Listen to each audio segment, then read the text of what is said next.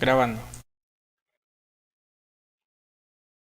Hola, ¿qué tal a todos nuestros seguidores y seguidoras de Despacho 505? Les saluda Uriel Velázquez. Hoy tenemos el gusto de conversar con la eurodiputada Soraya Rodríguez del grupo Renew de Ciudadanos en el Parlamento Europeo, con quien vamos a conversar sobre la reciente adopción de un régimen de sanciones por parte del Consejo de la Unión Europea que podría ser aplicado al régimen de Daniel Ortega en Nicaragua por las reiteradas violaciones a los derechos humanos cometidas principalmente desde abril de 2018. Bienvenida, señora Rodríguez. Hola, buenas tardes. Quisiera iniciar preguntándole cuál es la importancia de que finalmente la Unión Europea haya llegado a este punto de lograr obtener una, si lo podemos llamar así, una Magnitsky para sancionar a los violadores de derechos humanos, no solamente en Nicaragua, sino también alrededor del mundo. Sí, efectivamente, esta ley de lo que nos dota a la Unión Europea es de un régimen mundial de sanciones en materia de derechos humanos y por lo tanto nos dotamos de un instrumento que nos permita sancionar de forma individual a aquellas personas que en su estado o fuera de su estado vulneren y violen los derechos humanos fundamentales. Es realmente un paso histórico. Desde el grupo Renew Europe y desde la portavocía de la Subcomisión de Derechos Humanos que ostento, hemos trabajado y empujado mucho para tener este instrumento y nos hubiera gustado en algunos casos que hubiera ido un poco más adelante, más avanzado, pero en todo caso estamos satisfechos porque es un paso adelante importante. Para defender los derechos humanos hay que tener instrumentos para luchar contra la impunidad de los que perpetran esas violaciones. Y la ley Magnitsky, esta ley, nos dota de un importante instrumento. ¿Cuáles serían los principales delitos que podrían ser tomados en cuenta a la hora de tomar estas medidas sancionadoras a los regímenes alrededor del mundo y a los gobiernos y funcionarios violadores de derechos humanos? ¿Qué dice el marco?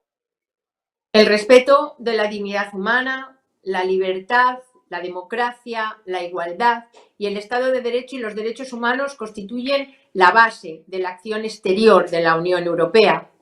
Y por lo tanto son inaceptables actos como los que se contemplan en la ley, que son el genocidio, los crímenes contra la humanidad, tortura, esclavitud, violencia sexual y de género, desapariciones forzosas, trata de seres humanos. Poner fin a estas violaciones y a estos abusos de derechos humanos en todo el mundo debe ser una prioridad, es una prioridad para la Unión Europea y esta ley permite efectivamente sanciones por estos actos. Estos actos que usted ha mencionado son prácticamente por los que ha sido señalado el régimen de Daniel Ortega, de crímenes de lesa humanidad por un grupo interdisciplinario de expertos independientes que estuvo en Nicaragua. También han sido señalados de cometer actos de tortura contra los presos políticos y violencia sexual contra los mismos. Al escuchar su descripción sobre los delitos que serían castigados, es como si estuviera describiendo al régimen de Daniel Ortega o a la Nicaragua actual. Esto convertiría a Ortega y sus funcionarios en candidatos directos de este marco, como a ser los primeros sancionados. ¿Podríamos esperar esto? Bueno, tenemos la Unión Europea, antes de dotarse de esta ley, ya tenía posibilidad de establecer sanciones a personas individuales de determinados regímenes políticos y, como usted muy bien sabe, ya 6 personas del régimen de Nicaragua han sido objeto de sanción por parte de la Unión Europea. Por cierto, una sanción que ha sido renovada el pasado octubre de este año hasta el próximo octubre del 2021. Por lo tanto, podemos decir que efectivamente ya antes de esta ley, desgraciadamente, el régimen en el régimen político de Nicaragua ya se han producido estas sanciones. Nos preocupa muchísimo la crisis política de Nicaragua, nos preocupa muchísimo la situación que se está viviendo allí en relación a la vulneración de los derechos humanos. Hemos realizado distintas iniciativas y resoluciones en este Parlamento, como ustedes muy bien saben, y desde luego pedimos que esta situación cese y se pueda dar una situación política, una salida política a esta difícil situación que vive el pueblo de Nicaragua. ¿Cómo queda en el marco, en este régimen de sanciones, la adopción de sanciones? ¿Tendrían que ser entonces por mayoría cualificada o si se requiere la unanimidad? Claro, le decía al principio de la entrevista que nosotros desde Renew Europe y yo como portavoz de derechos humanos en mi grupo hemos trabajado mucho para que esta ley recogiera dos aspectos fundamentales. Uno, el que usted acaba de citar, que las sanciones pudieran imponerse por mayoría cualificada y no por unanimidad. Sin embargo, no lo hemos conseguido. Pero vamos a seguir trabajando en ello. Por lo tanto, se requiere unanimidad. Nosotros entendemos que los derechos humanos no pueden ser objeto de veto y que la Unión Europea no puede tardar en tener una reacción importante cuando están identificados los responsables de la vulneración de derechos humanos, de libertades, de la dignidad de determinadas personas. No puede tardar un mes, 2 meses en tomar una deliberación, una decisión por unanimidad. Sin embargo, desgraciadamente esta ley mantiene la unanimidad. Otro aspecto que para nosotros era fundamental, y usted me va a entender en cuanto se lo diga, era introducir la corrupción como uno de los actos de los que debe ser susceptible de entrar en las sanciones de esta ley. Sin embargo, la corrupción ha quedado fuera, pero desde aquí ya le anuncio el compromiso de mi grupo y mi compromiso político de seguir trabajando para que la corrupción esté dentro de este régimen de sanciones. Los regímenes dictatoriales, los regímenes represores son regímenes que utilizan la corrupción también como un importante arma de represión. Sin embargo, las últimas sanciones adoptadas por la Unión Europea y, como usted bien mencionaba, recientemente prorrogadas en el 12 de octubre pasado, esta decisión fue apoyada unánimemente por los representantes de la Unión Europea. ¿Cree que podrían darse cambios dentro de las posiciones políticas de los diferentes estados respecto a la situación de Nicaragua? Yo creo que la posición de la Unión Europea es una posición muy clara en relación a Nicaragua. La Unión Europea le pide al régimen de Nicaragua que cumpla íntegramente los compromisos asumidos en el acuerdo de marzo de 2019 con la oposición. Y hay demandas muy claras que le planteamos al régimen de Nicaragua y que exigimos. Exigimos, en primer lugar, un retorno seguro para todos los exiliados y para los presos políticos excarcelados a los que no se le han levantado los cargos por los que fueron detenidos. Por supuesto, exigimos de forma inmediata la liberación de todos los presos políticos de Nicaragua y también exigimos que se repongan los derechos y garantías civiles en las libertades y el estatuto jurídico de las organizaciones de la sociedad civil que han sido prohibidas.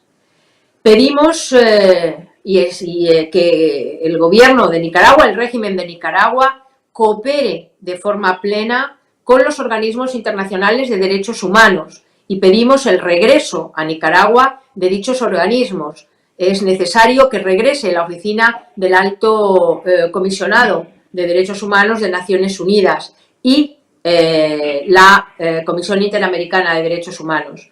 Y pedimos que se trabaje de forma clara para reponer las garantías democráticas que permitan la celebración de unas elecciones libres, democráticas y justas con garantías en Nicaragua. Y para ello exigimos el nombramiento de nuevos miembros del Consejo Supremo Electoral, de los órganos electorales conexos, el censo electoral, en fin, todas las garantías democráticas que permitan estas elecciones libres, democráticas, justas, que serán realmente las que den una salida política a esta crisis, enorme crisis política que vive Nicaragua. En ese sentido, le quiero decir que la posición de la Unión Europea es clara y firme, y así se lo hemos hecho saber desde las instancias europeas, Parlamento Europeo, Comisión, Servicio Exterior Europeo, al régimen nicaragüense. Eurodiputada, ya han pasado más de 2 meses desde la última aprobación de una resolución en el Parlamento con más de 600 votos a favor, en el que apelaban al Consejo de la Unión Europea para que se impusieran sanciones al régimen si se aprobaba el tridente de leyes como la ley de ciberdelitos, la ley de agentes extranjeros y la cadena perpetua. Todas estas leyes ya han sido aprobadas por la Asamblea Nacional de Nicaragua, controlada por el régimen, y las sanciones todavía no han llegado. ¿Qué podemos esperar en ese sentido? ¿Estas resoluciones del Parlamento son vinculantes al Consejo o no? No, son resoluciones del Parlamento en las que el Parlamento manifestó de forma clara básicamente lo que le acabo de decir anteriormente, y desde luego pedíamos al régimen que no diera un paso más en el deterioro de esta situación de deterioro del Estado de Derecho y de las libertades democráticas. Y efectivamente, como usted muy bien ha citado, esas 3 leyes claramente eran un avance muy claro en este deterioro de la situación democrática. En este sentido, quiero recordarle que, bueno, ya hay 6 personas individuales del régimen que son objeto de sanciones, y en relación a mayores sanciones tenemos que tener muchísimo cuidado para que las sanciones sean individuales y en ningún caso puedan perjudicar a la difícil situación económica y social que ya vive el pueblo de Nicaragua. En este sentido, lo quería haber dicho al principio también de mi intervención, quería mandar toda mi solidaridad tras la situación terrible de ETA y IOTA, que ha producido enormes daños y que, bueno, también ha hecho que la Unión Europea reaccionara activando toda la capacidad de ayuda humanitaria inmediata para Nicaragua y también para Guatemala o Honduras, que han sufrido y que se han visto afectados, así como la activación del mecanismo de protección civil europeo que tenemos en Panamá para poder mandar tras estos huracanes ayuda de emergencia y humanitaria. Por eso nosotros estamos también desde el Parlamento Europeo muy preocupados por la situación de la sociedad civil. Yo me he reunido con distintas organizaciones, me he reunido con la Asociación de Madres de Abril para estar cerca de ellas, ver, bueno, el trabajo que están haciendo pidiendo la liberación de los presos, de sus hijos, de sus esposos, pero también con organizaciones tan importantes como el Centro de Derechos Humanos, que, bueno, precisamente la semana pasada, tras la campaña tras el derrumbe de la mina artesanal ubicado en el río San Juan, estaban pidiendo que se mantuviera la búsqueda de más de 13 personas desaparecidas, o también, como al principio de la pandemia estuvimos en contacto y hemos estado en contacto con doctores y enfermeros y enfermeras, hemos estado en contacto con el CIES de la UNAM de Managua, para ver también cómo podíamos ayudar en esa gestión de la pandemia que se volcaba no para proteger al pueblo y a la sociedad de Nicaragua, sino para controlarla en contra de la sociedad nicaragüense. En este sentido, nos preocupa muchísimo la situación social, económica y humanitaria de Nicaragua, y desde luego toda nuestra presión política, presión económica, presión de sanciones serán contra responsables directos del régimen de esta situación que se está viviendo en la sociedad de Nicaragua, pero en ningún caso perjudicaremos esta delicada situación que vive el pueblo, la sociedad nicaragüense. Este es un elemento para nosotros fundamental porque la salida política tiene que darse y es necesario que durante este tiempo que debemos conseguir esta salida política, haya el menor grado de sufrimiento y de vulneración de los derechos, de la dignidad que están sufriendo el pueblo. Recuerdo una última reunión con las madres de abril en las que le tengo que reconocer, me costaba realmente, en fin, mantener la emoción y ante el sufrimiento y los hechos que me contaban de la situación que estaban viviendo sus hijos, sus maridos en las cárceles de Nicaragua. Hablando de evitar el mayor daño posible de estas medidas al pueblo de Nicaragua, ¿usted personalmente está a favor o en contra de una suspensión de Nicaragua del acuerdo de asociación de la Unión Europea con Centroamérica? Pues tenemos que avanzar en nuestra presión y en nuestro diálogo a la vez con el régimen de Nicaragua para poder conseguir todas las condiciones que le he dicho al principio. Y creo que en este diálogo y presión que tenemos que mantener con el régimen de Nicaragua, tenemos que utilizar todos los instrumentos que tenemos a nuestra disposición y no descartar ninguno. Hablando de responsabilidades, ¿qué percepción tiene sobre la participación directa de Ortega y Murillo en la represión y en las violaciones de derechos humanos? ¿Usted apoya que sean sancionados por la Unión Europea como lo han pedido otros de sus colegas? Creo precisamente que esta ley que hemos aprobado precisamente va dirigida a que se puedan producir este tipo de sanciones. La ley, por otra parte, efectivamente exige que podamos efectivamente constatar los hechos por los que estas personas son sancionados y creo que este es un camino por el que tenemos que transitar.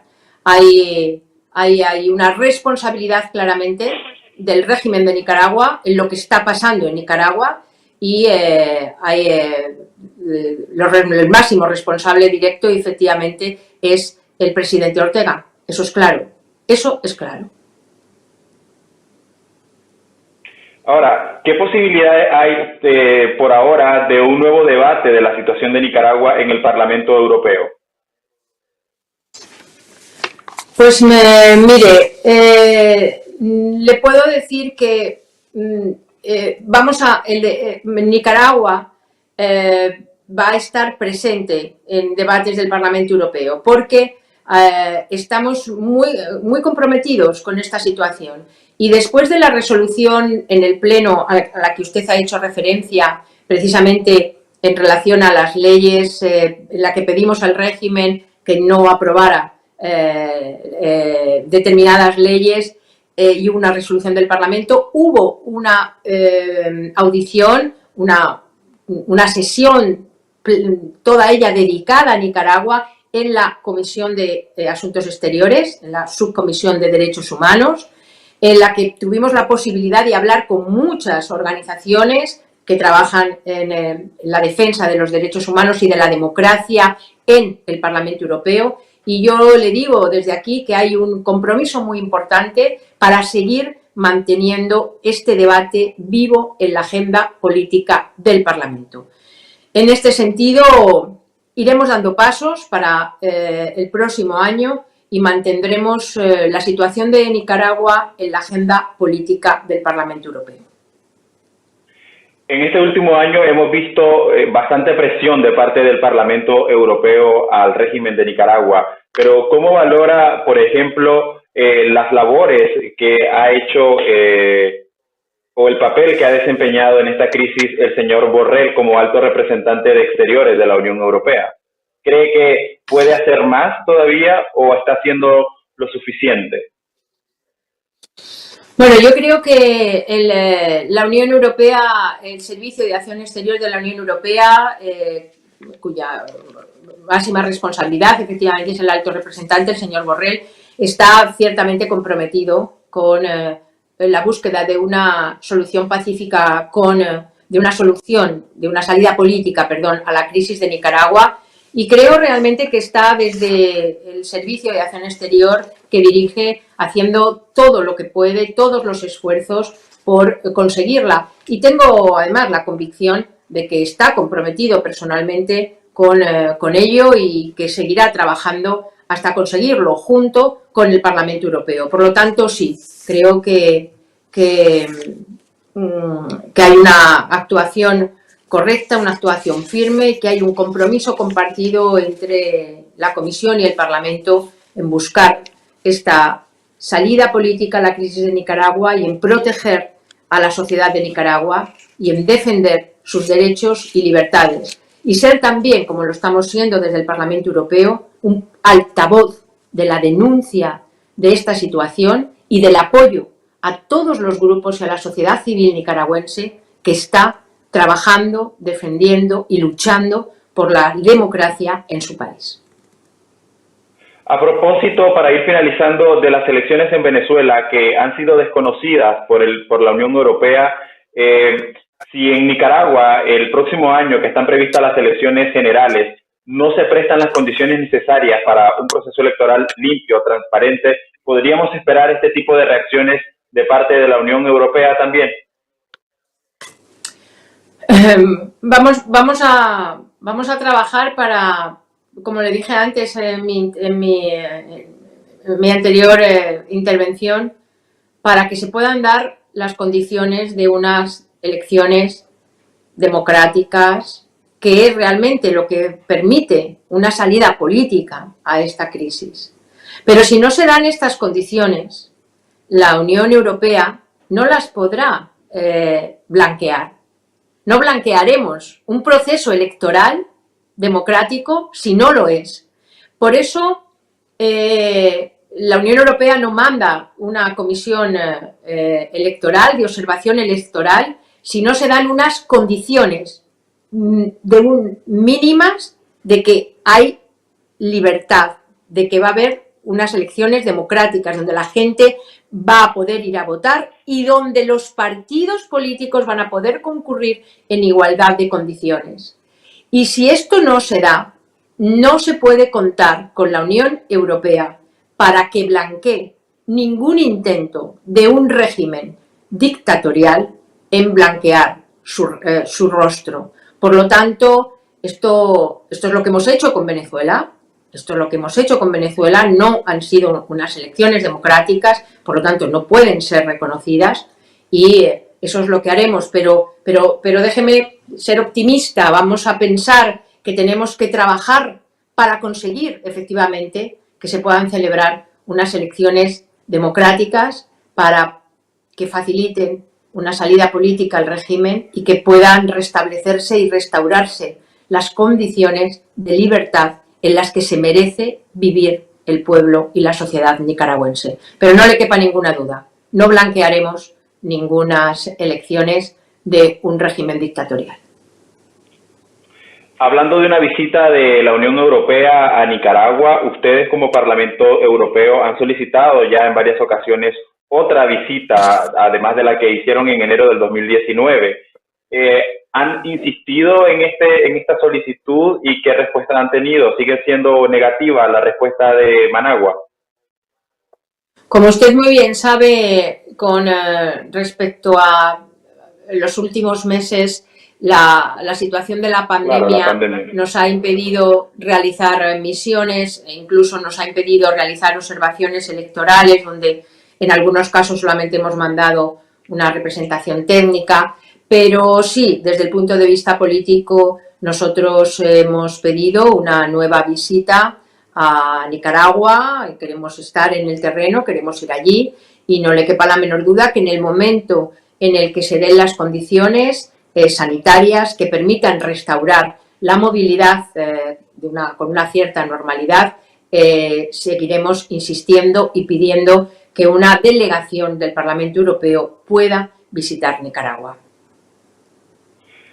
Finalmente, señora Rodríguez, para toda la gente que nos está viendo y que de alguna manera tiene esperanza en que la presión internacional seguirá jugando un papel importante en este año electoral que se nos viene en Nicaragua, ¿qué mensaje le envía al pueblo nicaragüense y a los más de 100.000 exiliados que están alrededor del mundo? Aquí en España viven más de 50.000 nicaragüenses, esos solo según datos oficiales, no sabemos la cantidad de personas que está sin estar registrada ante los ayuntamientos. Efectivamente, sí. Bueno, pues querría mandarles un mensaje de esperanza, porque quiero que sepan que en el Parlamento Europeo hay un número importante de diputados que estamos muy comprometidos con Nicaragua, con la sociedad nicaragüense, que estamos en contacto con muchísimas asociaciones de Nicaragua, que estamos siguiendo lo que allí sucede y que vamos a seguir trabajando, impulsando que Nicaragua esté en la agenda política de prioridades del Parlamento y vamos a seguir así hasta que efectivamente consigamos una salida a esta crisis política, humanitaria, de libertades que vive Nicaragua. Entonces, aunque a veces parezca que el Parlamento Europeo o que Europa puede estar muy lejos, quiero decirles que estamos muy cerca y que vamos a seguir estándolo. Perfecto. Muchas gracias por esta entrevista. Gracias por hablar con nosotros aquí en Despacho 505. A ustedes los invito a visitar nuestra página web www.despacho505.com y seguirnos en todas nuestras redes sociales como @despacho505. Estuvo con ustedes Uriel Velázquez. Hasta la próxima.